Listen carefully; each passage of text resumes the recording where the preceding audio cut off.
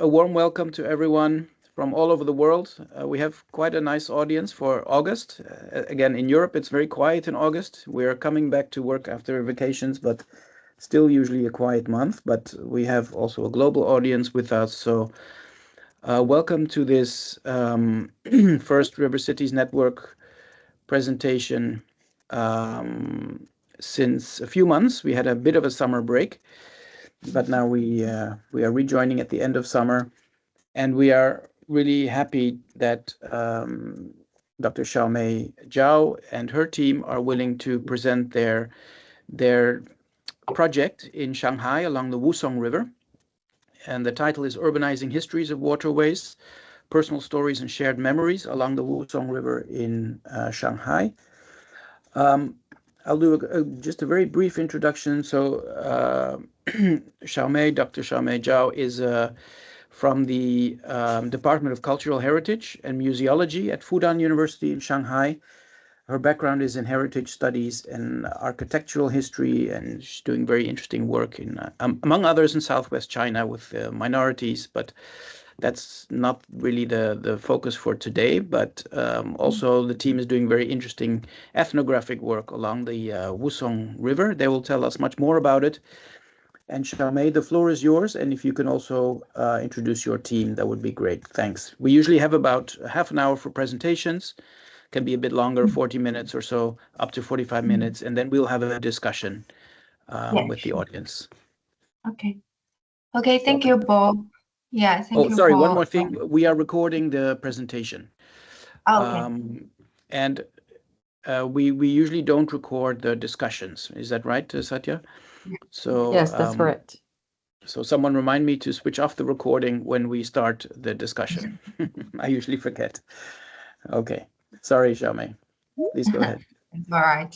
Thank you, Paul, and thank you everyone for joining us for this presentation, because I know that Europe is really quiet now, but I didn't think a lot about that when we plan for this presentation, because in Asia usually summer is our really real work time, because finally we can have our own time for research other than teaching.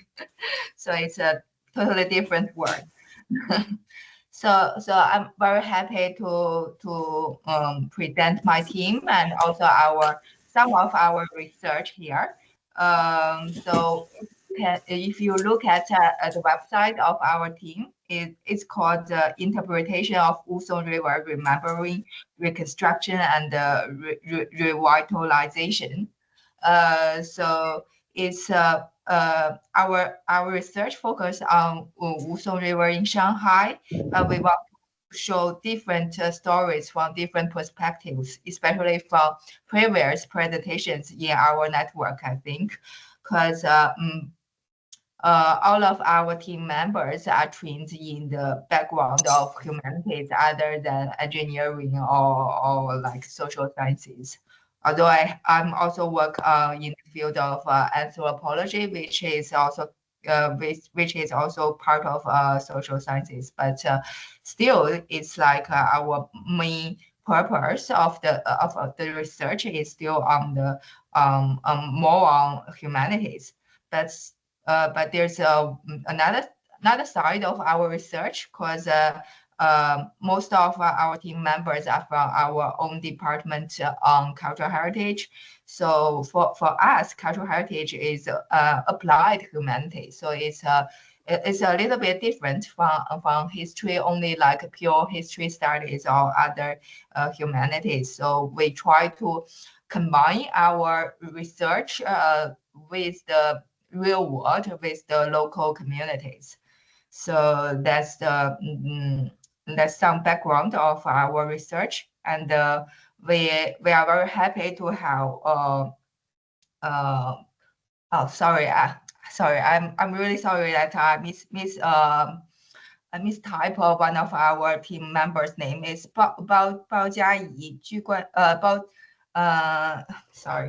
like we have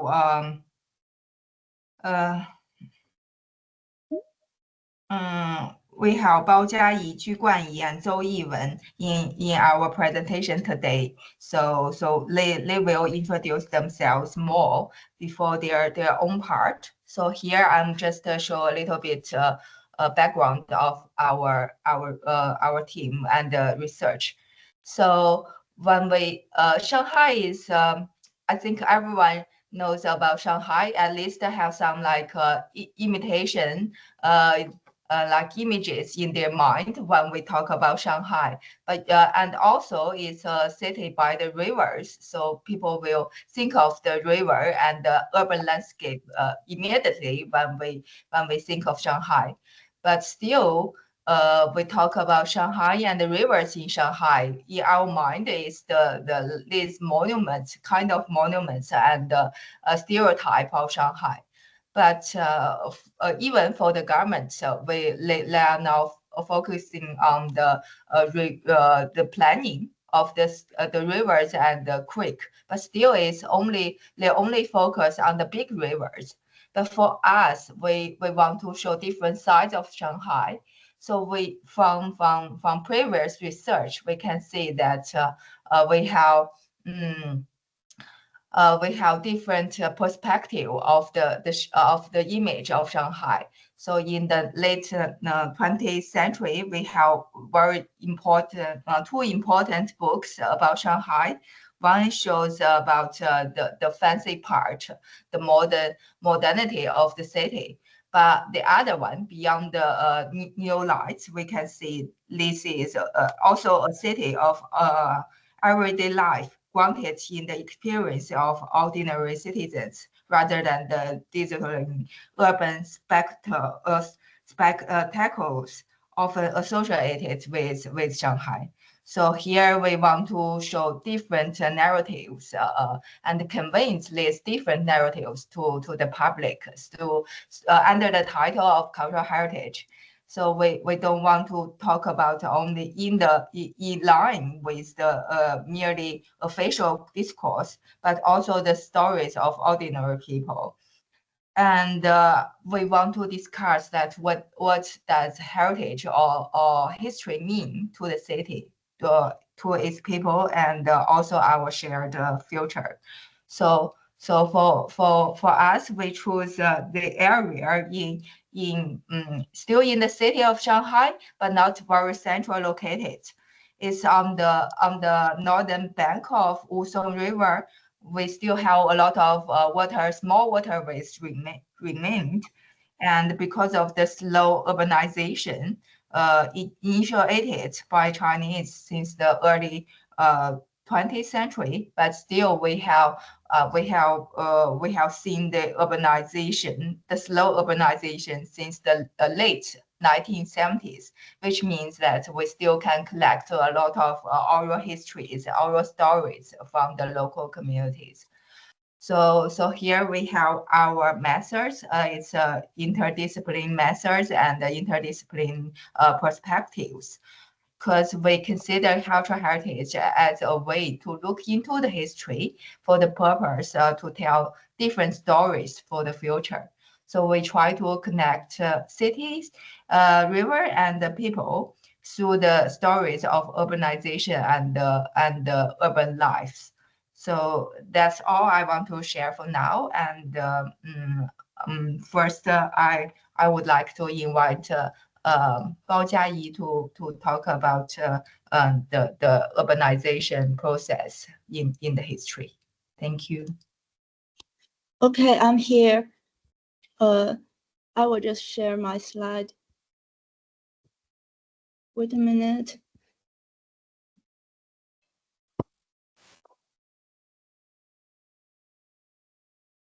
Can you see my slide and hear my voice? Yes, we can see it and hear your voice. Okay. Thank you. Hello, everyone. My name is Jiayi Bao, and I'm now a graduate student in the Department of Cultural Relics and Museology at Fudan University. I'm currently studying archaeology with a focus on bone artifacts about their microwave traces, operation chains, and functions. But I'm also interested in the heritage, and since 2022, I've been involved in the Wusong River project. And I'm focusing on the transformation of river networks in the context of urbanization, which I will introduce today. My talk consists of 3 parts, where I will first briefly introduce my research methods, then elaborate on the transformation of the waterways, and finally analyze the patterns linking the city and the river. Jiayi, sorry to interrupt. I think you shared only the PowerPoint, not the. It's should share different windows. I think it's the. Let me adjust it. What's the problem? No, the PowerPoint is fine, but I think you have to put it on screen show, a slideshow, so we can see it in bigger. Oh, okay. Maybe I should just share the full screen. Yeah. Is it okay now? We can. Yes, that's perfect. Thank you. Oh, okay. Then let's go on. As has been introduced by our professor, our study area lies west of Huangpu River and north of Wusong River, covering about 134 square kilometers and containing 14 rivers. Within this region, I examined the relationship among people, the city, and rivers in Shanghai, a place long regarded as a water town. And this term has traditionally referred to the regions south of the Yangtze River in China, where, in contrast to the political centers of the Central Plains, dense river networks supported prosperous economies.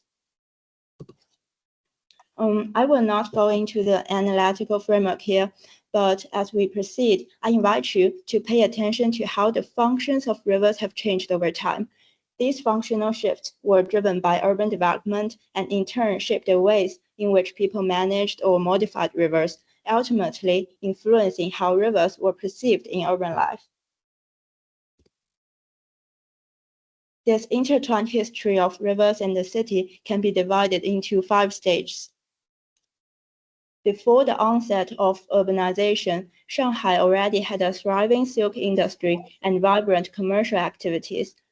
Larger rivers played a crucial role in linking major commercial markets, maintaining transport and grain shipment. And in rural areas, smaller rivers served multiple purposes. They act as hydraulic systems for irrigation and flood control, and also as boundaries marking farmland ownership. River transport was the primary means of traveling and the carriage of fertilizer and agricultural products and so on. What's more, daily water supply also came directly from rivers. This photo on the right shows Wuzao Creek in today's Pudong district. The farmland still surrounding this creek allows us to glimpse what rivers were like before urbanization. We can see fields arranged along the water and some small docks that provided direct access to the river. For this reason, the authorities strictly prohibited private encroachment upon rivers. River governance mainly took the form of rerouting, merging, or dredging, all aimed at keeping waterways open. A telling example is Zoma Creek, which between 1606 and 1922 was wholly dredged no fewer than 27 times. And Shanghai's urbanization began with the opening of the port and the establishment of foreign concessions. The boundaries of concessions shifted over time, but basically, as the map shows in the southeastern part of our study area from here, most land fell under the control of the British, American, and later Japanese-dominated international settlement, while the rest remained under the Chinese government. During stage 2 and 3, we can see the different governing authorities made contrasting use of the rivers. As the first industrial bases being established, the foreign concession took advantage of their riverside location and developed some of Shanghai's earliest commercial wharves along Huangpu River. For instance, here, point 1 is the Yangtze River Wharf, originally built in 1862 and belonged to the British trading company S.C. Farnham and Company. Later has changed hands multiple times and is now state-owned. On the right, the 1909 map depicts the wharf during its ownership by Nippon Yusen Kaisha. a Japanese company. And point 2 here shows some other wharves that had been established by the beginning of the 20th century. Meanwhile, in the Chinese administrated areas, local merchants and gentry sought to claim more geographical space before further concession expansion, building roads and factories as a way of contesting political ground. One example is that after the port opened, steamboats navigated Wusong as a tributary of Huangpu. The trade center shifted downstream from Xinzha over here to Laozha over there. Later, with the completion of the Shanghai-Nanjing Railway, land transport enabled trade markets to expand further inland, which is closer to the place dominated by the Chinese people. As we saw in the previous stage, colonial powers rarely made use of inland river transport. Within the continued expansion of concessions, land transportation further replaced waterway traffic. What's more, concession municipal governments established waterworks, installed fire hydrants and water mains, and laid underground drainage pipelines, thereby creating a sanitary sewer system that replaced the river's role in water supply and drainage. As a result, small rivers lost their significance, leading to the first major wave of river infilling. A typical case was that when the Shanghai-Nanjing and Shanghai-Hangzhou railways crossed the northern bank of Wusong River, all except 2 rivers in their ways were either filled in or rerouted. Beyond the railways, even more rivers were filled to build new roads. On the map between 1913 and 1944, inland rivers within the international settlement decreased significantly. At the same time, the freight transport function of Huangpu River was further reinforced. The construction of the Fuxing Island Canal, which is over here, is designed to serve factories and warehouses for cargo loading, unloading, and small vessel berthing, was just meant to supplement the freight traffic. So from this juxtaposition of river filling and canal opening, we can see how rivers became increasingly specialized in their functions. Meanwhile, in the western and northern rural areas where urbanization had not yet begun, rivers continued to serve their traditional roles. Thus, dredging remained the primary form of river governance. On the map, you can clearly see that river density in the north and west was much higher than in the southeast. After 1949, with the Communist Party's unification of the country, Shanghai's urban focus shifted back to the former county seat south of the Wusong River, while the areas to the north became dominated by industrial construction. As a result, in the old concession area, urbanization slowed down and the wave of river filling largely came to an end. On the one hand, many rivers neglected during wartime had already begun to silt up, and on the other, the problem of war refugees was acute, which gives rise to work for relief programs. Between 1950 and 1951, such programs included dredging rivers here on the map. All of these rivers were important for transporting agricultural products and industrial goods.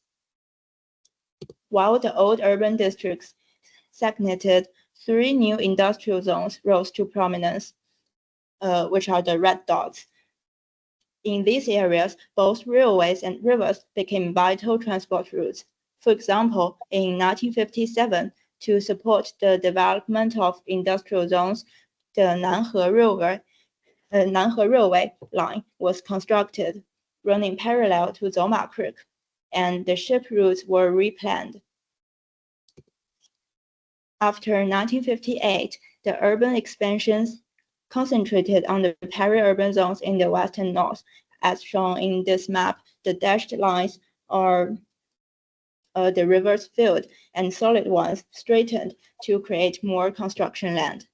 Even so, a considerable number of rivers continued to serve transport and irrigation functions. Thus, in this stage, rivers were preserved and kept open when they served industrial needs, while many others were altered for urban expansion.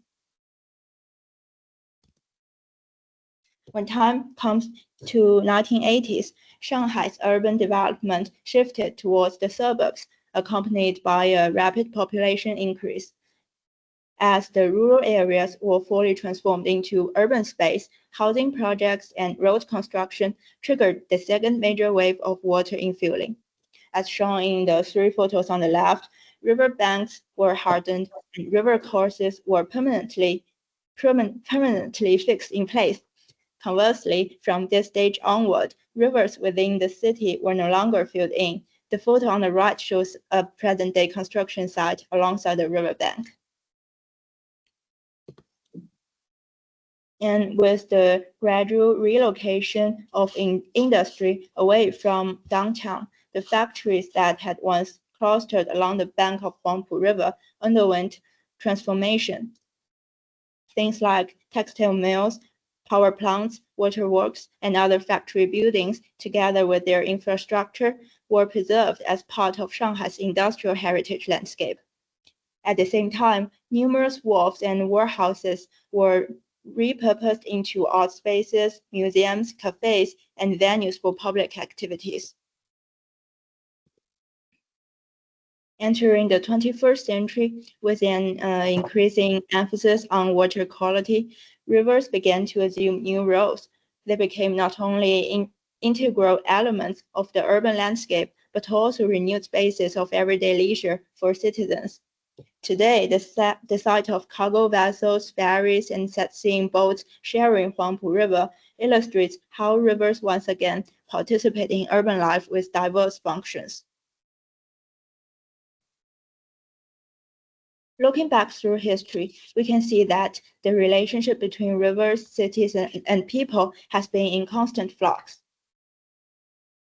Not only urban and rural areas demanded very different river functions, which explains why, in the early stages of urbanization, large-scale river infilling occurred, but also land use types give rise to a clear difference in river use, for instance, between secondary industry and tertiary industries. Land use priorities also reflected the visions of urban planners, visions shaped by cultural practices and by the scope of territory that they actually controlled. Rivers are also shaped by urban construction and influenced by people's everyday lives and vice versa. A striking example here comes from Yangshu Creek. The creek is named after a kind of tree and has been existed since the 17th century. Yet, after the construction of Lan Road, Riverside in 1891, the creek came to be commonly known as Lan Creek. And in 1943, when Lan Road was renamed Lanzhou Road, the river itself became known as Lanzhou Creek. Here we can see how an old river adopting the name of a new road, showing how by that time, roads had already overtaken rivers in importance and in the frequency of daily use. Nowadays, rivers are no longer seen as obstacles to urban expansion, but as valuable assets for shaping a livable and culturally vibrant city. Yet, this represents a new modernized form of connection, centered on leisure, recreation, and long-distance freight that is fundamentally different from the traditional mode in a water town, where dense river networks once sustained daily production, livelihoods, and transportation. This contrast reminds us that while the functions of rivers continue to evolve, they remain deeply embedded in the making of both urban form and cultural identity. And that's all of my sharing. Thank you for your attention. Thank you, Jiayi. I also want to talk a little bit about the slides, because when I saw the slides, the photo and the photographer, I saw the name of I think it's Jiayi's elder generation, maybe your dad. So yes. I think it also shows the continuity of how the local people build up their connections between different generations. So I was so moved when I saw the photo. Thank you. Yeah, thank you. So let's welcome the next presentation speaker, Ju Guanyi. Yeah, please. I'm Guan Yi, and I'm an undergraduate student at Fudan University with a strong interest in urban heritage, especially how modern parks have developed over time.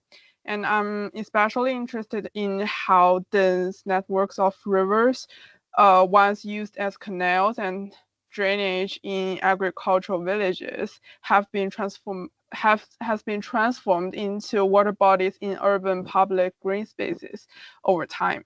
And here's my presentation. So this study focuses on the southern part of Huangpu in Shanghai, a region once interwoven with the water networks of Jiangnan. And these rivers shaped local settlement and commerce. But with modern urbanization, these waterways lost their function as transport roads, and many were infilled or covered. One of the key adaptive uses of these spaces has been construction of urban parks. And this research examines how urban parks and river networks mutually shape each other since the mid-20th century. And as waterfronts in parks involved with both ecological and public space functions, my focus is on the park site selection, the use of water bodies within or beside parks, and how waterfronts are designed. The methods include literature such as local gazetteers and archives, and spatial analysis based on historical mapping and layout plans, and on-site surveys observing how visitors interact with waterfront spaces as public space. And accordingly, I categorized the park waterfronts into three types. The first one is scenic garden space, a kind of small-scale enclosed space with dense vegetation. And the second one is open activity space, which is larger open areas like plazas or lawns with minimal tree coverage. And the third one is sports space, which is designated functional areas like tracks or courts. And these types are color-coded in park plans to visualize spatial distribution. And here comes the urbanization context. And since the 1950s, the region has transitioned from agricultural villages to a heavy industrial zone, and more recently into a hub of services, high-tech industries, and large-scale residential area. This transformation resulted in intensive river infill and culverting, along with increasing demand for quality living. So in the first phase in 1950s to 80s, it marked the emergence of urban park. During the industrial boom, rapid urbanization led to the river infill for infrastructure and transport. A growing working class population settled in dense workers' housing and required public amenities like parks. So Zhabei Park developed from Songjiaren Cemetery, expanded multiple times over 3 decades. The approach was heavily landscape-driven, following a traditional Chinese garden styles with irregular shaped ponds and winding shorelines, which rarely align with the original rivers. While visually appealing, these designs limited space for large-scale recreational use. And by the 1980s, public demand exceeded the capacity of these gardens, leading to the addition of 2 waterfront plazas. But still, activities like square dancing spilled over into scenic zones due to the limited space. And the Guangzhou Park, since north of Guangzhou Road became Pengpu Industrial Zone, the south was residential, and a green buffer strip was planned to separate industry from housing. and Guangzhong Park was established after the reform and opening up, using a part of that buffer zone. Though adjacent to Pengjiang River here, like here, the water body was merely treated as a boundary. Its potential as an interactive waterfront space remained untapped. And in a nutshell, being similar with the workers' housing, parks built in this period reflected broader infrastructure conditions. They are meeting basic needs under limited economic and conceptual conditions. Water bodies and waterfronts were seen primarily as scenic elements, not interactive public space, while the riverbanks were apart from pedestrian activities. Overall, the park planning lacked spatial responsiveness to actual residential demand. And the second period represents the rise of comprehensive park.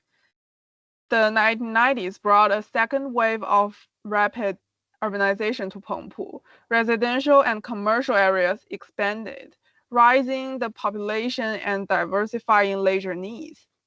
And Daning Lingshi Park exemplifies this phase. A large artificial lake compensated for lost water bodies and provided a central feature for the growing neighborhood. It became a key site for leisure and also supported the adjacent commercial center. Here, the design strategies shifted. The park began integrating various public functions in the waterfront space, while combining vegetation and facilities that blend more naturally with the surroundings, creating a more intimate atmosphere. Open lawns facilitated family picnics and camping. Private corners like the Lotus Pond attracted musical performers and small gatherings. Though Pengyue Creek flowed through the park, it mainly served to divide different areas. The waterfront spaces were used but not yet fully integrated. This shift reflected a broader view. Parks were now seen not only as a landscape, but as civic infrastructure supporting commercial and residential life. So the most recent phase features a riverside linear park. In 2015, the former Zhabei district merged into Jing'an, and this coincided with a new planning vision in Shanghai. It's called People's City, prioritizing ecological repair, livability, and inclusivity. Urban planners began recognizing the ecological and social values of rivers so that polluted and sedimented segments of Pengyue Creek were cleaned and restored. They were also inspired by the international examples of repurposing the waterfronts from industrial relics into vibrant civic spaces. A key case here is the Jing'an Youth Sports Park. Located in the Zhabei high-tech zone, this linear waterfront park serves both residents and office workers. Major river engineering was avoided. In some places, rivers previously hidden beneath infrastructure were restored, and the park's long, narrow shape followed the river's path rather than the traditional block-shaped boundaries. Waterfront design became more naturalistic, sloped greenery, walkways, and open platforms, all encouraging direct engagement with the water. The park includes jogging tracks and football fields, designing for young professionals in the area. The river now plays an active role in supporting urban productivity. And let's summarize the evolution in Huangpu South across 3 stages. We can see that urban parks development in the area has closely followed the changes in the urban functions since the mid-20th century. And here are three major trends. First, in park site selection, rivers have gone from ignored backdrops to the key element of the park layout. Second, in the use of water body, artificial reshaping was reduced in favor of adaptive, ecologically sensitive design. And third, in the design of the waterfront, the focus moved from the scenic separation to active, accessible public space. And these changes reflect evolving urban values. Citizens now seek ecological quality, cultural community, and public access, not just economic growth. Reviving rivers is not only about greening the city, but restoring collective memory and encouraging everyday interaction.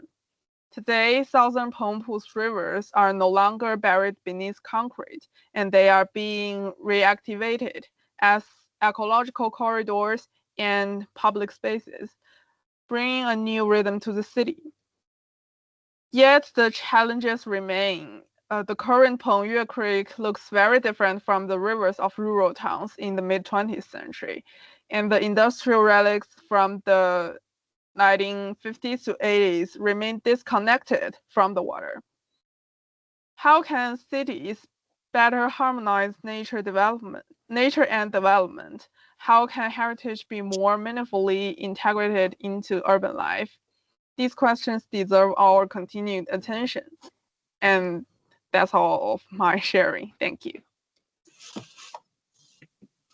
Thank you, Guanyi. So from the first presentation, we showed the general history of urbanization, started by Bao Jiayi, and Ju Guanyi here shows a little bit focused on the public parks in the cities, built up along the waterways to show that one specific perspective of urban life in the public park. And the third presentation would show more in detail of what the local community think of their connection with the river. So here we have Zhou Yiwen. So, hi everyone. My name is Yiwen Zhou, and I am currently a master's student in Heritage Studies in University of Cambridge. And my research focus is mainly on urban heritage as well as urban museums. And I'm interested in exploring how the past is interpreted or reformed in such official institutions, as well as the micro history of personal memories. So I'm going to share with you today with my research project to understand the Wusong River in the Huangpu area from the lens of memory. Yiwen, sorry to interrupt. I think you shared the PowerPoint, but not the full screen. So to share my research, and let me first give a quick overview of what I will cover today. I'll begin with a specific story to set the premise for my research. Then I will introduce briefly the theoretical background and explain the methods I use. And the core of my presentation will focus on two stories of river memory from the interviews with local residents. And finally, I will conclude with some reflections on memory, heritage, and urban history. Yes, so first I want to share a special experience with a local resident as a hint to understand how memory has something to do with heritage. This is my colleague and I. This is Jiayi. Sorry, I posted your picture. My colleague and I went on a city ride with resident Jiang, who is on the left, during which he shared his memory about the river with us. He rode and stopped at certain points when he had something to say about the area, which I may recognize as different memory anchors of the river. We rode about 5 kilometers around the river, sharing our ideas about the already vanished local markets on the riverbank, the myths about boatmen, and his description of the scenes of the river in different seasons.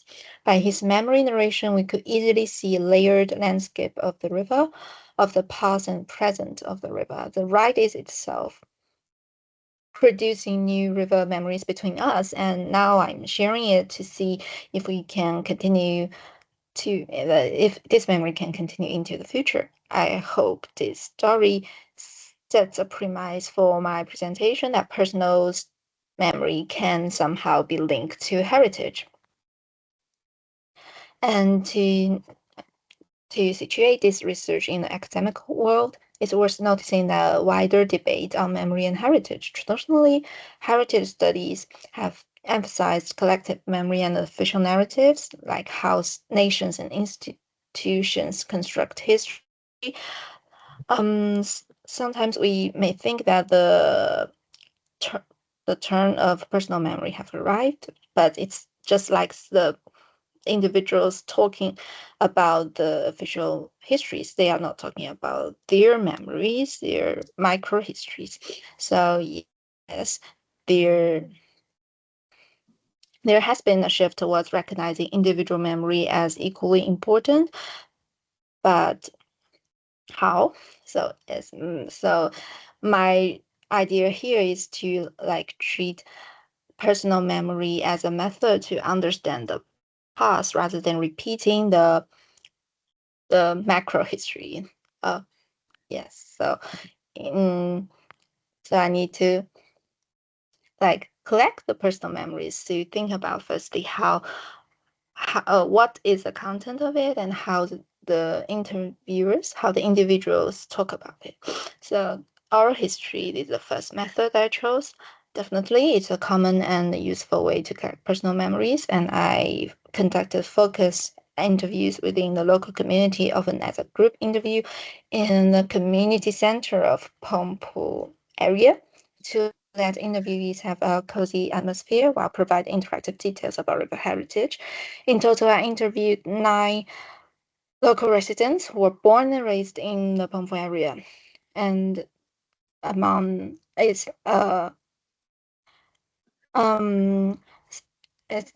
we can see in the pie chart that 78% of them were born between 1949 and 1959.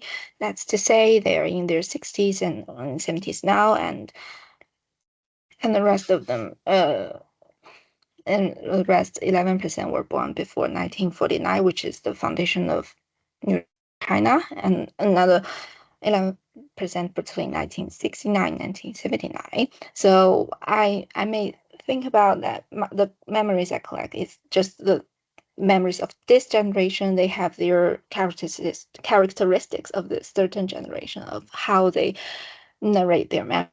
You can see from the 2 stories afterwards. And the second is cognitive mapping.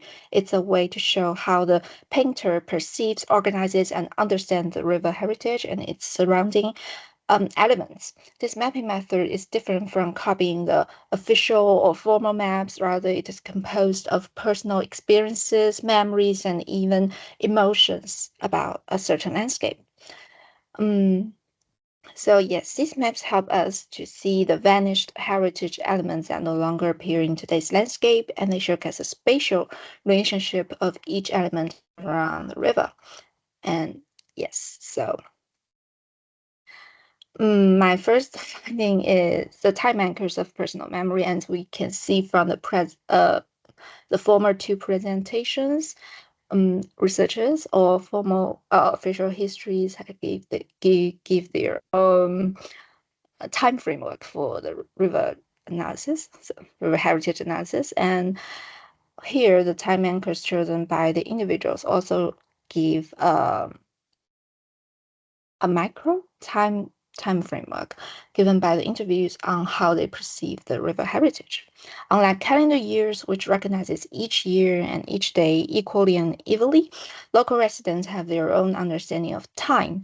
Through interviews with them, I discovered that they tended to pick certain time anchors as 1958, 1978, and 2000. And we can see from the micro history how the nation was like in these time anchors and how they perceived the river in these 3 phases. Their memory centered around these 3 years rather than flowing smoothly with time, compared with the microhistory of these years. They had their own explanation of each anchor, and we can see that the significance of the river and their lives linked to these time anchors. And rather than moving forward in a linear fashion, this connection is continually linked to the past, with multiple events developing on the same river landscape, shaping temporal dimensions of the layers. Their memory works out this micro framework for narrating urban history and further understanding river heritage. And then I will give to memory two stories within this time framework to see how they talk about this urban history. And the first story is Goldfish Expert in the Euro areas, river as the internal and external ways. And it concerns the goldfish export industry in the Huangpu area, which was framed at that time as a way of earning foreign exchange. Through this story, you can see how individual memories connect personal experiences with broader urban context. And the second story is the hometown of photography from a photo film of Huangpu River. It begins with a photographic film from around 1978. From this single roll of film, we can understand the complex process of Huangpu becoming the nation's hometown of photography. More importantly, the narrative surrounding this film demonstrates how the past makes sense in the present. So the first story recounts how locals in the Huangpu area bred small goldfish and exported them to Hong Kong as ornamental fish.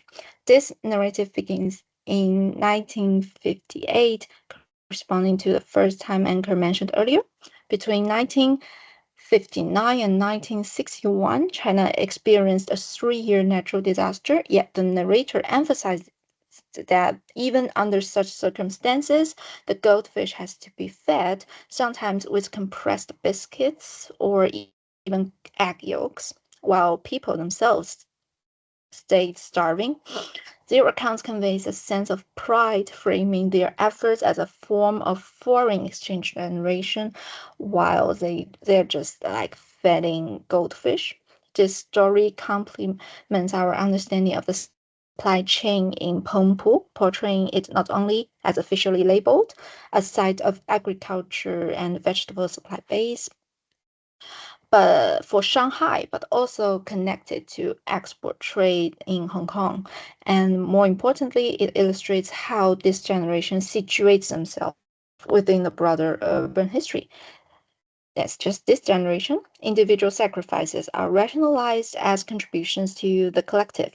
Although the story does not directly concern the waterways, it demonstrates how these rivers can serve as triggers for related memories. And this is a cognitive mapping. It's an example of the cognitive mapping of the local people. And the second story begins with a roll of film. In the 1990s, Huangpu town was officially recognized by China as hometown of photography. And the narrator of this story, the interviewee, he happened to be one of the town's first 4 photography enthusiasts. They began by taking photos of rural areas in Huangpu by sharing a camera from the local cultural station. During the initial interview, he recalled that a roll of film seemed to contain images of Huangpu River and the local boatmen, and he subsequently found this roll from 1978 at home. This film captures the body of the boatman, yet the narrator's memory extends beyond this single photograph. He recounts how, with the support of the local cultural station, they established connections between Beijing and bringing Huangpu's photographic world to the capital city of China, from a rural town in Shanghai to the capital city of China. And because these photographs showcase the agricultural development of the Huangpu area. They indirectly facilitated exchanges in agricultural production between these two locations. He emphasized that this development of hobby, as we normally perceive, it cannot be simply attributed to economic growth, as 1978, as mentioned before, is the opening time of China, especially for Shanghai. But rather, this trend of photography emerged gradually through equipment support from the Shanghai camera industry, and as well as the local cultural station and even the interregional exchanges like between Shanghai and Beijing. This seemingly simple role of film not only triggers broader memories related to waterways, but also reveals the complexity of urban historical development. And this film makes its own sense in the present. However, this present is somehow the past for now. And by recalling it or narrating his memories about this film, he gave us this film and told us more about the story of the film, the story of the town of becoming hometown of photography. And now we are creating new memories, so I'm sharing it with you now. And so, yes, while these two stories seem to have less thing to do with river, but they reveal that river heritage is not just river and heritage, and we narrate the related histories around the river, but rather they help us to see more parts of the river and its past, as well as how these locals situate themselves in the river environment and in macro urban history. Through their narrations, we can see how microhistory borrows from macro context while complementing it in multiple ways. So to conclude, this research demonstrates how personal memory can function as a critical method in the study of heritage. By engaging with residents' oral histories and cognitive mappings, the river is reframed not only as a natural or cultural landscape, but as a site of memory, layered with individual experiences, vanished heritage elements, and alternative narratives. So we can see that individual memory expanded the heritage elements of the river heritage, especially with their memory, and the micro history may not cover all the elements given by the official narrative, but they have their own explanation for that. And the two case stories illustrate that memory provides access to forms of microhistory which both complicate and enrich official accounts. They highlight rural agency in international trade, or we can say interregional trade, as well as grassroots cultural production, thereby showing how heritage is shaped not only by national institutions, but also by everyday actors. Yes, they are actors of this memory network. And more broadly, adopting memory as method suggests a way to bridge past, present, and future.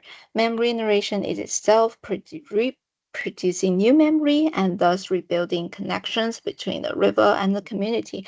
And I'm very happy to hear from the community that after our interviews, after our research, they developed their own activities in the community center to share their own oral histories to the community. And yes, they are acting in this memory network.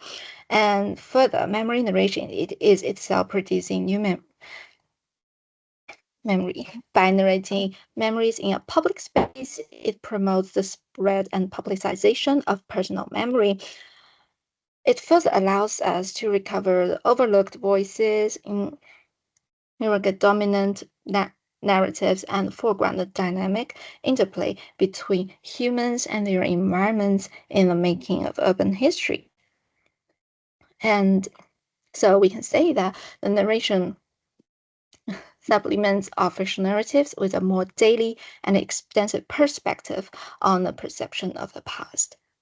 Thank you. Thank you.